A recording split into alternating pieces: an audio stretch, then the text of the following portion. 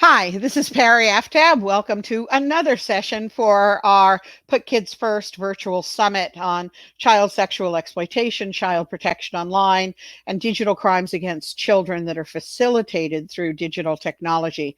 Big issues, but basically it comes down to making sure that our children are safe. They're not engaging in high-risk activity like sexting that might put them into the clutches of child molesters who are sextorting them, blackmailing them, and getting involved in the rest. And those who are trafficking children and engaging in trafficking of sexual images of children. We talked a lot to law enforcement. We've talked to mental health professionals and policy professionals from all over the world. But I have a number of very special people who I go to when I need smart answers. And one of those people is Sarah. You're going to meet her. It's Martabano. She is working with New York schools on instructional design and professional development. And she works through a nonprofit that handles these things for New York schools. And I've known her for years, used to speak for her group over the years. And we did a keynote with kids as recently as November. And she's someone I trust. So I want to introduce you to Sarah because it's important that we have the school's voice in this. Hi, Sarah. Hey, Parry. Thank you for inviting me in to talk to your friends tonight. Yeah, and they're friends and people I don't even know. So it's going to be people. It's an easier way of running a summit than we've done in the past, where you have to feed people and get them there and make sure that the rooms are hot enough or cold enough and there are enough tables at the enough chairs at the table. So this is a lot easier. I won't sleep for 3 days, but it's a great way of getting people I know who are essentially locked down anyway to get together to help raise awareness and educate all of the stakeholders in the space. So thank you so much for joining me. Happy to. Thank you for your work. Well, you're in Westchester County, which is the county that New Rochelle, one of the first towns they had ever locked down, is located, and where I have a chapter of teen angels at the Ursuline School who are going to be joining me tomorrow from home. So I know you're home and you must be absolutely over exhausted from having to set up virtual learning, making sure everybody has the technology, making sure the teachers are online and the students are online and the parents know what they're doing. So for you to find time for me today, I really do appreciate it. Happy to help. We're all passionate about this issue. You know, it's funny because until, you prepare for this day or these times almost for your whole career. And here we are faced with it. And in many cases, we're well prepared, but in so many cases, we're not. And we'll talk about some of those things as we go on this evening. Well, one of the things I've offered, and know that the meter's off, is that we're happy to do some cyber safety programs that we can deliver online. We can do them in videos. You can share them. We can do them live like this on LinkedIn or on Facebook so that we can get participation. So let me know what I can do to help teachers and parents and students get through these times. So we'll do that for sure. I think this will be an iterative process. In Westchester, while we are a hotbed or a hub, until today, we actually didn't have full across the board closures. The county elected officials across the counties of all of New York and the governor all were in conversation. So it looks like everyone will be closed for at least 2 weeks beginning Wednesday. And teachers are preparing lesson plans and districts are doing a lot, but ultimately right away, they're trying to figure out how to feed these kids, right? So their online learning is important, but we just have to wait until everybody catches up to us and they're in that space. So they're starting to incrementally, and they're not talking about this topic. It's about, right this second, it's about getting the content online, making sure the kids can log in, and what resources, and I think we'll talk about that in a little bit, what resources are we putting in front of these? And, the age-old question is, what's everybody going to do when they get online? So I think right now they've got more pressing issues with the food issues and the quarantines and the illnesses, but we believe this time next week will be 100% full bore. And in our organization, we service 225,000 kids in grades K through 12. So that's a lot of online students. It really is. Maybe we can come up with a competition or a contest to keep them extra active during this time on something that will keep them out of trouble, but we can brainstorm on that. So as young people are home and parents are home or not home, we have issues on making sure that the kids have milk and breakfast and lunch. Those that don't have those things at home, that they still have those, that the parents without childcare can figure out how to handle this without just making these latchkey kids. And the technology that they might not have had in the home before, or access they might not have had in the home, is now required as part of school. So it's hard for parents to say, no internet for you except for an hour a day, when that's school. And the parents don't know really what school is. And if it is school, I don't know how many times I told my mother I was studying when I was doing something else. And so we need to start looking at security and privacy for the kids at home, open networks, viruses, the ability to control what they're doing on these devices that they don't control, as well as making sure that because they're home, they're often unsupervised. Even if parents are working from home, they're working, they're not looking over their children's shoulders. And the bad guys know that the kids are more vulnerable. They're scared, they're lonely, they're confused, they can't go play with their friends, they don't have school and socialization that they normally have. They can't play football or soccer or cheerlead or debate club, all of these things that they're used to. And that makes them just, sitting ducks. And we need to make sure that they're safer during this time and all times. So I know we're not talking about cyber safety yet when we're trying to figure out how to feed these kids and put a device into their hands and make sure that the teachers can reach them. But maybe we start building those resources so when you're ready, we can make them available through your instructional design programs. That'll be great. So, it's interesting because very rarely do I ever say, thank goodness for a law or a regulation. But right this second, I'm really thankful for SIPA and COPPA and even our local New York State Ed Law 2D because, the filtering alone, it's been our mantra. We can't filter home computers because we're a state agency. But any school district machine that goes home, and they're sending them home like M&Ms, have to be filtered, right? And so it's over and over again. And everyone, you hear people go, oh, I didn't really think of that, and it's nice to have the weight of the law behind you to say, it's federal law. It's not an option. Figure it out. And then recently in New York, like many states in the United States, we've passed updated privacy law. And we've spent a year, and you were a huge piece of that back in November at our summit, educating people on the new law. And the new law is intended to keep data private. Student privacy is tantamount in New York.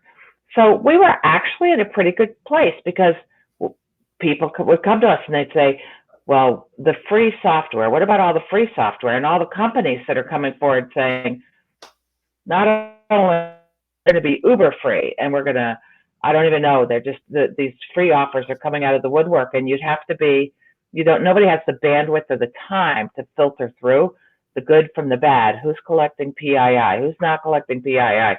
So we're all victim to it, and they're personally identifiable information for those who don't understand PII. Go ahead. Yeah, thank you. I'm sort of in my niche. So that's been a little bit of a challenge, and so we're trying to separate vetted, useful, authenticated resources from the things that that are not, and it's sort of like an on or off situation. There is no gray, and people want there to be a gray area here, and there is no gray. So I'm thankful for the laws and the regulations because it does put a little weight behind it, although you and I have talked quite a bit about it's not enough. So it's helpful here. That is going to be an ongoing challenge because the free stuff, we can't monitor the teachers, and they're going to do a lot. It's going to be very hard to monitor tens of thousands of teachers and hundreds of thousands of children in these online environments, and no one's talking about accountability. Yeah, and so the law talks about accountability. So there was a recent law change in New York State that adopted the NIST cybersecurity guidelines and look at those, although they're not designed for K-12. They were never designed for K-12. They're designed for the grids, banks, healthcare institutions, transportation grids, power grids. Tomorrow morning at 9 o'clock New York time, we're going to have two K-12 technology experts who are addressing cybersecurity in schools and how frameworks can be changed to to address this. But I remember I spoke in April, I think, and I was talking to all of the In chief Albany. technology officers in Albany, and they were all in the room. And I had just finished following the chief privacy officer of the New York school systems, and she had talked about things that I didn't quite see in the same way. And I said, "Oh, I don't want to correct anything." And I went up, and so I turned to everybody and I said, "This is a good time to retire." And I was cheered by the audience who just said, "Yeah, it is," because we're now holding people liable for not guaranteeing the supply chain security and privacy. And we don't know what that is. So I'm going to lay it out a little bit and you can add to it.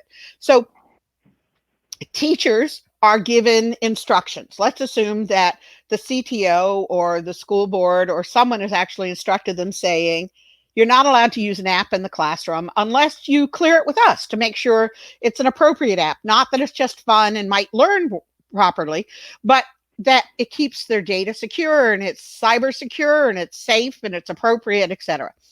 And teachers are overtaxed as it is. Classrooms are bigger than they should be. Teachers are expected to teach history and digital technology and look at the resources and say they're valuable resources or they're credible resources. And so they don't. They'll just, it's something they heard about their friend, another teacher, a different school. Somebody said this is a really good app and it helps with history. It helps with social studies. It helps with English. And they'll say, okay, fine. And they turn around and they say to the students, we're all going to download this today. Now, teachers downloading and authorizing students to use technology in a classroom is an exemption under the Children's Online Privacy Protection Act, COPPA. So people who aren't aware of the fact that it says you have to be 13 or older, so every time you have to lie about your age, it's because COPPA said if it's a site directed to children or they know that you're under the age of 13, 12 and under, that you're not allowed to collect information without parental consent, essentially. But there's an exception for that if the schools are acting in lieu of the parents or it's for educational purposes. And so a lot of the app providers and a lot of the companies behind this don't want to spend the $10 per kid it costs them to get parental consent if they get it, and instead they load it onto teachers. And those teachers don't know what to trust, and the CTOs find out too late. So we've been talking about what we need to do to start ranking and rating them and testing them in a way that the schools, the CTOs and the teachers can rely on a seal saying, this one's okay. So, it's interesting because a couple of companies have popped up, and you and I have talked about this, who are sort of like filters, or they want to say they're a filter. And you put the software title in, and it goes, everyone wants to check boxes. Yes, green, green, green, green, green, and this is good, and it's all good. And you sort of like the Play-Doh machine. You put it through a Play-Doh machine, and it comes out, it's gook when you go in, but it's stars coming out. And I don't think they're not 100% comprehensive. They're not always accurate. People are relying on those an awful lot. And what worries me about this online, this particular time that we're in, which may become a new normal for many people, this may expand beyond the illness. People are going to enjoy learning this way. People might enjoy teaching this way. And when you're on a home network and they've got these apps and it's going through the networks and the filters, it's great. But everybody's home, and this is us just all going through the public internet. There are so few controls right this second. All these learning management systems are private companies, and these things are in the clouds. And in order for someone to really monitor it, you'd actually have to log into the children's course and look at it. You have no way of knowing. No So way. that's pretty concerning to me. And we've been training teachers, and everyone has the best of intentions.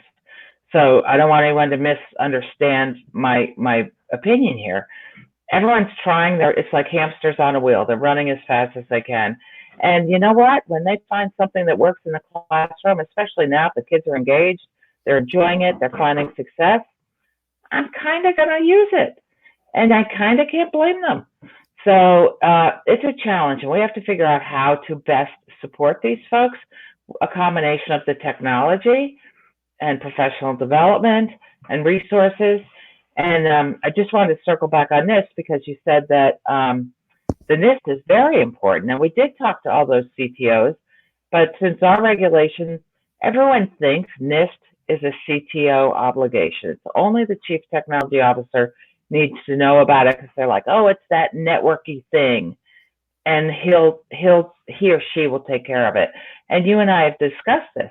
Our opinion, or I believe I'll speak for both of us, is that everybody in a school system owns NIST, from the janitor to the teacher to the student to the principal. And we have to look at NIST through the view of every single stakeholder in a school system, including the Board of Education. And it's not just the CTO, and nobody's looking at it that way in K-12. And they don't want to, because who needs a liability? They'd have to understand it, and they don't. And so I had planned that we would get involved in ranking and rating and giving seals to the apps, the games, the learning resources that were safe and secure and private. And I was going to move that off for 18 months. So we're now looking at our strategic plan and moving it up, because especially now with all of these kids learning from home, and none of the home networks being protected, and who knows who's going to have access to these things. And the kids are used to being protected because of the oversight of the school networks that they're being fed through. It's time to move that up. So I think we're going to be doing that, and the socially safe seals, and looking at it and ranking it to make sure that it's COPPA compliant, that it is compliant on the NIST privacy and security frameworks that the New York State has adopted, and that we make sure that when a teacher wants to use it, that she can go to our search engine and say, is it okay or isn't it okay? And maybe a message that can go to the CTO saying, oh, by the way, this has been approved and it's being used in this fourth grade classroom.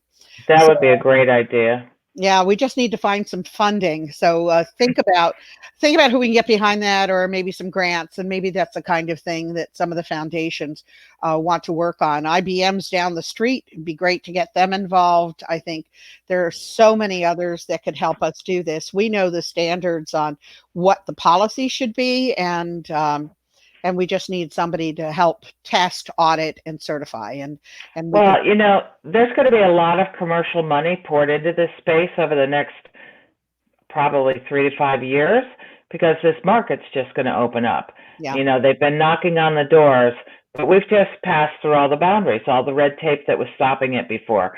Local policies, local laws, seat time laws, all those types of restrictions, the number of days in the school year, how everybody learns, has just totally been waived, and it's going to be kind of hard to unring that bell for these local institutions. And it's a market ripe for the commercial industry. So all these education companies are going to see this little fissure and take advantage of it. And so we just need to find them and direct. Yeah. Get them involved, and find only the trustworthy ones, because there are a lot that aren't trustworthy, and make sure that people know that too. I remember during the tsunami in Thailand that the Red Cross was looking for money, and part of the money they were looking for was for foster homes and foster care centers, including one run by the Man Boy Lovers Association. It was done for raising boys for grooming and sex purposes, and the Red Cross had no idea. So, we're embedded, we have an idea, and it's time to do it, so that the guys who are supposed to deliver things that are trustworthy know when something's trustworthy and when it's not. So if I could wave a magic wand, tell me what we could do to make your job as technology education, professional development, adoption of technology, what I might be able to do to make your job easier? Well, I think we've talked about this before. I think one thing is this app filter, this seal of approval. I love this idea that a teacher could get a message that they could then forward on to their chief technology officer, because they're not empowered, and I think the chief technology officers would love to empower them. So if we could put something in front of them that both of those parties would trust, including the district lawyers, that there was a trusted environment. That's huge. I think the other thing is the NIST framework. We've talked about this, NIST for everybody. And then the students, we bring the teen angels out and we talk about them, and everybody said, the kids are going to listen to the kids, because the kids can be empowered here too, and at any age. We've learned that from my dear friend Daphne from Ursuline. She's very young. Daphne's from New Jersey. She's not from Ursuline. She just turned turned 11. No, she might want to go there, but she'd have to very long. Is she the best? She's so cute, but so articulate and a really good spokesperson, and other children would listen to Daphne.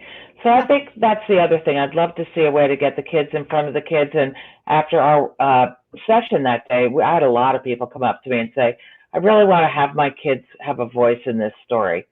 So I guess those are the things that sort of come off the top of my head, Parry. So it just means we're spending more time together when I'm allowed to leave my house. I love it. Yeah, all of us.